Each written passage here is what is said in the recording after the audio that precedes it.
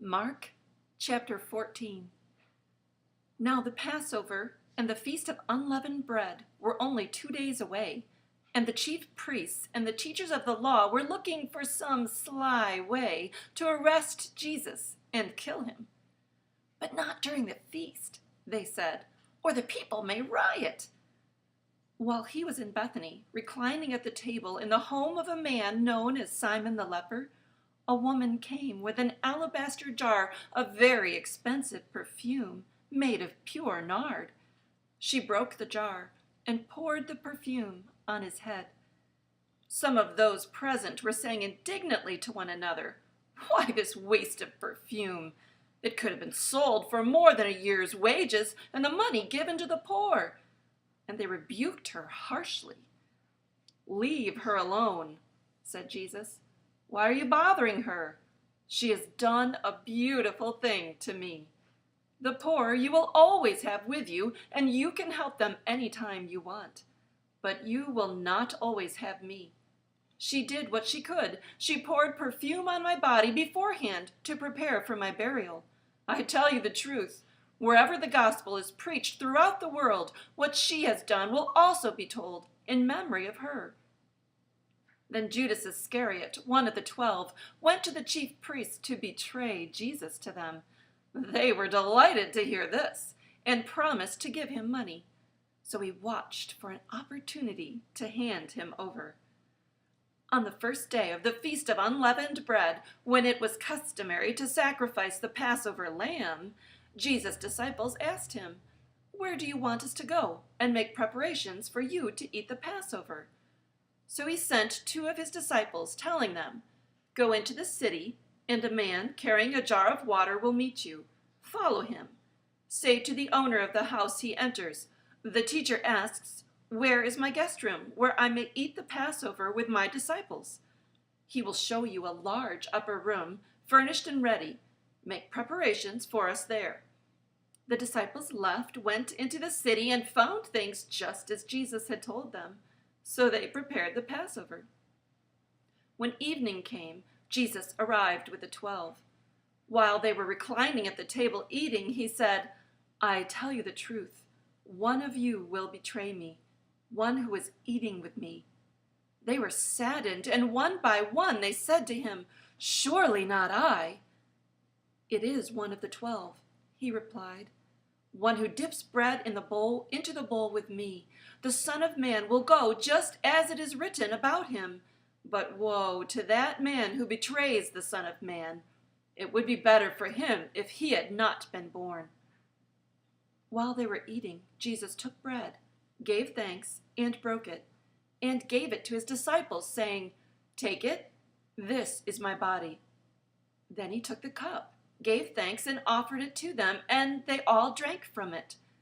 "This is my blood of the covenant, which is poured out for many," he said to them.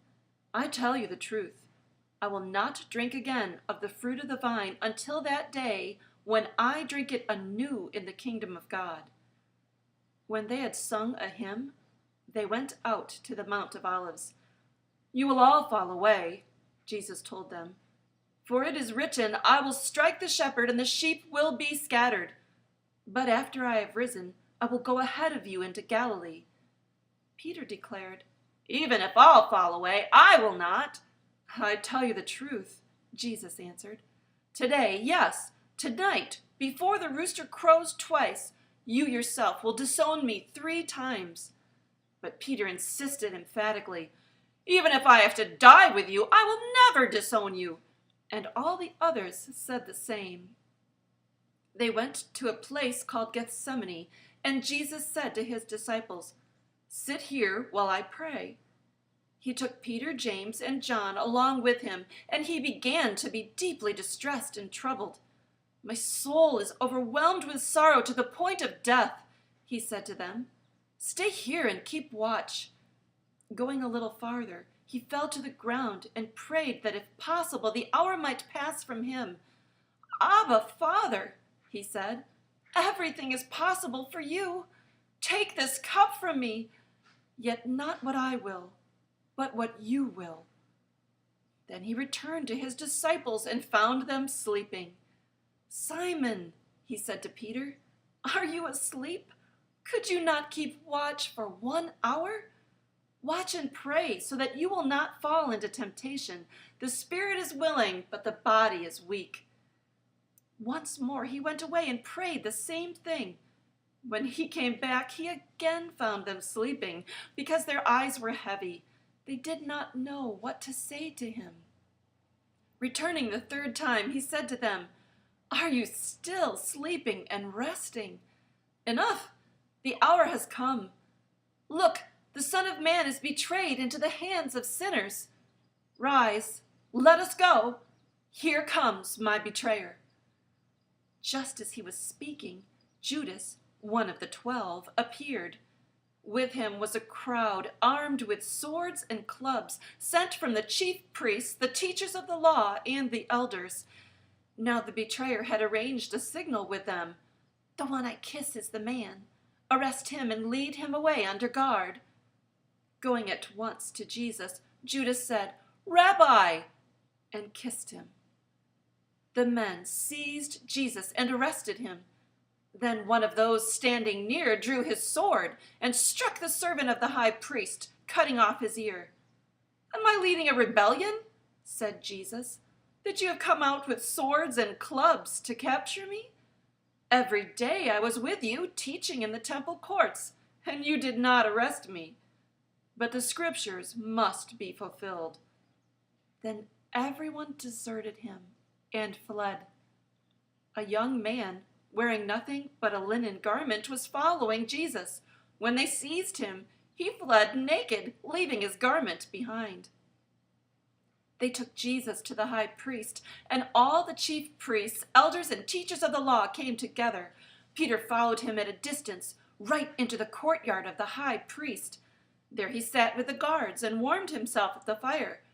The chief priests and the whole Sanhedrin were looking for evidence against Jesus so that they could put him to death, but they did not find any. Many testified falsely against him, but their statements did not agree. Then some stood up and gave this false testimony against him. "We heard him say, 'I will destroy this man-made temple, and in 3 days will build another, not made by man.' Yet even then their testimony did not agree. Then the high priest stood up before them and asked Jesus, 'Are you not going to answer? What is this testimony that these men are bringing against you?' But Jesus remained silent and gave no answer. Again, the high priest asked him, 'Are you the Christ, the Son of the Blessed One?' 'I am,' said Jesus. 'And you will see the Son of Man sitting at the right hand of the Mighty One and coming on the clouds of heaven.' The high priest tore his clothes. 'Why do we need any more witnesses?' he asked. 'You have heard the blasphemy. What do you think?' They all condemned him as worthy of death. Then some began to spit at him. They blindfolded him, struck him with their fists, and said, 'Prophesy!' And the guards took him and beat him. While Peter was below in the courtyard, one of the servant girls of the high priest came by. When she saw Peter warming himself, she looked closely at him. 'You also were with that Nazarene Jesus,' she said. But he denied it. 'I don't know or understand what you're talking about,' he said, and went out into the entryway. When the servant girl saw him there, she said again to those standing around, 'This fellow is one of them.' Again he denied it. After a little while, those standing near said to Peter, 'Surely you are one of them, for you are a Galilean.' He began to call down curses on himself, and he swore to them, 'I don't know this man you're talking about.' Immediately the rooster crowed the second time. Then Peter remembered the word Jesus had spoken to him. 'Before the rooster crows twice, you will disown me 3 times.' And he broke down and wept.